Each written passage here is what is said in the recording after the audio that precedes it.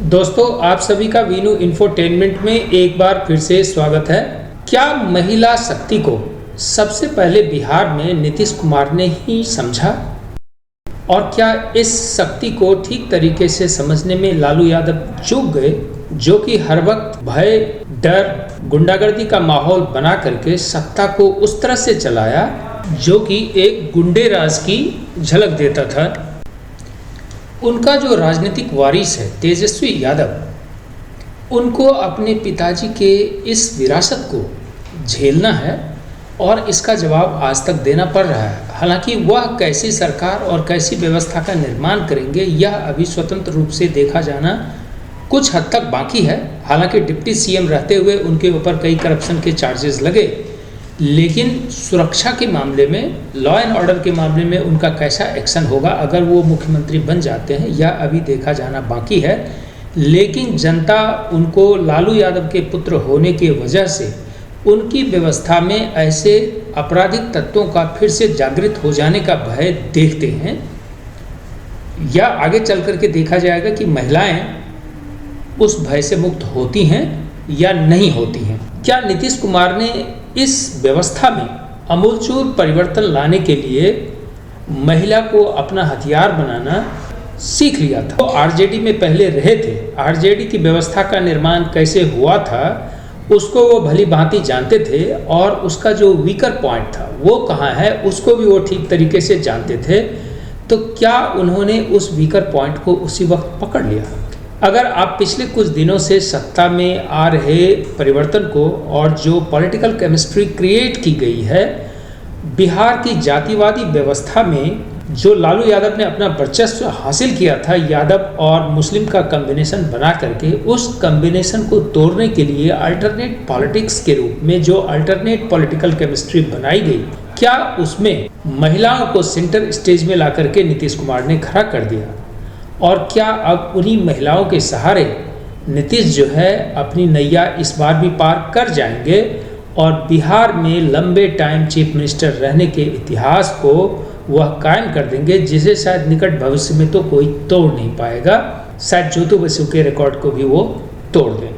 दोस्तों, बिहार में जो SIR यानी कि स्पेशल इंटेंसिव रिवीजन जो अभी इलेक्टोरल रोल का हुआ है, उसमें लगभग 7.42 करोड़ टोटल वोटर हैं। और जो इस वोटर लिस्ट में महिला और पुरुष का रेशियो आया है वो पर 1000 पहले 907 होता था, वह अब घट करके रिवाइज्ड रोल में 892 रह गया है।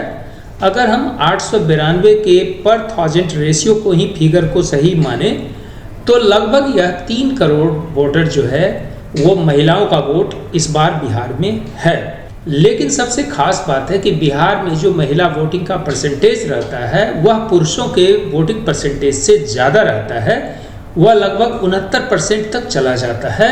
इस लिहाज से जब वोट डिलीवर होगा, यानी जब वोट कास्ट होगा और महिला और पुरुष की गिनती होगी, तो वह लगभग उसके समानांतर या थोड़ा ज़्यादा ही होकर के महिलाओं का वोट गिरेगा। इसका मतलब डिसाइसिव रोल में महिलाएं हैं। लेकिन क्या महिलाएं कास्ट और जाति वर्ण व्यवस्था में बटी हुई नहीं हैं? और क्या वह अपने पुरुषों का बात काट करके किसी दूसरे पार्टी को वोट कर देंगे? तो बिहार में जिस तरह के इलेक्टोरल पॉलिटिक्स को नर्चर किया गया है नीतीश कुमार के सामने में, जिसमें कि जीविका योजना के थ्रू महिलाओं को घर से बाहर निकाला गया है और सेविका बना बना करके कई सारे जॉब उन्हें दे करके पिछले कई सालों में अन्य वर्ण व्यवस्थाओं के लोगों को भी बाहर निकाला गया है, उससे वर्ण व्यवस्था की एक नई वर्ण व्यवस्था क्रिएट हुई है। और वह वर्ण व्यवस्था है महिलाओं का वर्ण, क्योंकि वह जाति मूल से निकल करके एक साथ जब काम करते हैं तो वह सरकार के बारे में चर्चा परिचर्चा अपने ऑफिस में करती हैं, अपने कार्य क्षेत्र में करती हैं, लोगों के विचार से वो अवगत होती हैं और वो भांपने में तो काफ़ी स्मार्ट होती ही हैं। उनको भगवान ने सिक्स्थ सेंस भी दे रखा है, तो उन्हें पहले ही पता चल जाता है कि किस सरकार की तरफ हवा बह रही है और वो अपना रुख उस हिसाब से बना लेती हैं और उन्हें अच्छे और बुरे में फर्क करने का भी आदत है। बिहार में नीतीश कुमार ने महिलाओं को खुश करने के लिए, आपको मालूम होगा कि शराबबंदी की योजना कर रखी है। हालांकि ये सिर्फ ऑप्टिक्स है, यह बहुत सक्सेसफुल बिहार में नहीं हो पाया है, इसको मुझे कहने में कोई गुरेज नहीं है। और इसके एक दुष्प्रभाव भी आए हैं कि चोरी छुपे गांव घर के छोटे छोटे बच्चे स्मगलिंग के व्यवसाय में जुड़ चुके हैं और वह भी शराबी जुआरी बन रहे हैं। लेकिन इसको भी अगर हम किनारे करें तो महिलाओं को वास्तविक रूप से शराब का दुकान गांव-गांव में नहीं होना भाता है, क्योंकि इससे उनके रोज़मर्रे की जो बजट है, जो कि उनके हस्बैंड कमाने के बाद उड़ा दिया करते थे, उस पे नियंत्रण करने का एक तो मौका मिल जाता है। दूसरा, नीतीश कुमार ने उनको आर्थिक सशक्तिकरण भी किया है, क्योंकि कई सारी नौकरियां दी हैं और पॉलिटिकल रिप्रेजेंटेशन भी दिया है। पॉलिटिकल रिप्रेजेंटेशन का मतलब होता है कि पब्लिक फेस आप बनते हैं और उस डिस्कोर्स में शामिल होते हैं और सारे वर्ण के लोगों से आप मिलते हैं, क्योंकि सभी लोगों का वोट आपको लेना रहता है, तो आपकी विचारधाराओं में कई सारे परिवर्तन होते हैं। इसका मतलब उनका जो पॉलिटिकल विजडम है उसको नीतीश कुमार कई नॉच ऊपर उठा चुके हैं। मैं एक अपने अनुभव से आपको एक कहानी सुनाता हूँ। मेरे गांव में एक महिला काम करती है हमारे घर पर, जो कि मुसहर समुदाय से आती हैं। उसको मैंने एक बार इलेक्शन नहीं होने वाले कंडीशन में पूछा कि गांव वाले आप लोग बताइए कि किसको वोट करें, तो उसने कहा कि मैं तीर छाप को वोट करूंगी। मैंने कहा तीर छाप ने क्या कर दिया आपके लिए? तो उसने कहा मुझे राजा बना दिया। है वो गरीब, लेकिन उसको ये एहसास यानी सेल्फ एम्पावरमेंट आया उसको कि उन्हें घर मिल गया सरकारी, उन्हें कुछ जमीन का टुकड़ा भी नीतीश कुमार के द्वारा मिल गया और पेंशन की भी सुविधा मिल गई और छोटे छोटे लाभ ही उन्हें इस बात का एहसास कराता है कि वो राजा बन गई।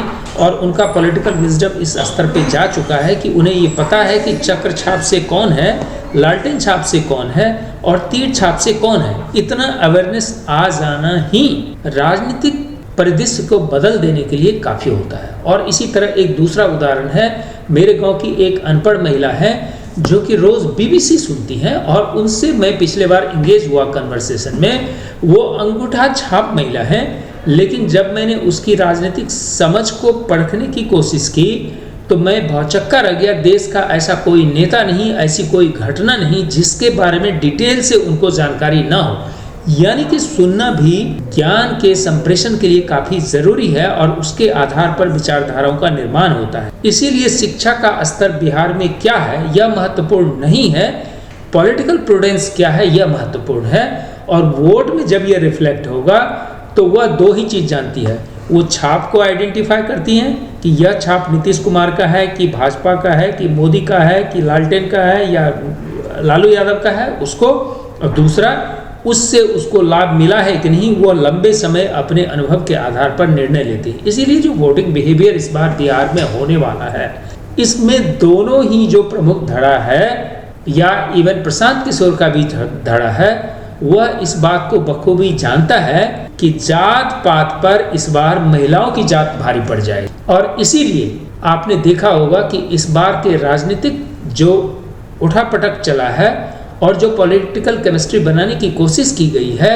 उसमें नीतीश कुमार बाजी मार ले गए हैं और उन्होंने 2100 करोड़ का एक प्योर गैम्बल खेला है और उन्होंने सभी एलिजिबल महिलाओं के खाते में 10,000 रुपया करके ट्रांसफर कर। हो सकता है कि उसमें से कुछ महिला जो कि उतनी जागरूक ना हुई हो, वो उससे अपने घर के कपड़े खरीद लें या बच्चों के कपड़े खरीद लें या खाना पे बर्बाद कर दें। लेकिन इसके पीछे की जो मनोदशा है कि ये महिलाएं जो अनपढ़ हैं उसके हाथ में आप 5 लाख दे देंगे तो वो कोई बिजनेस नहीं कर पाएगी।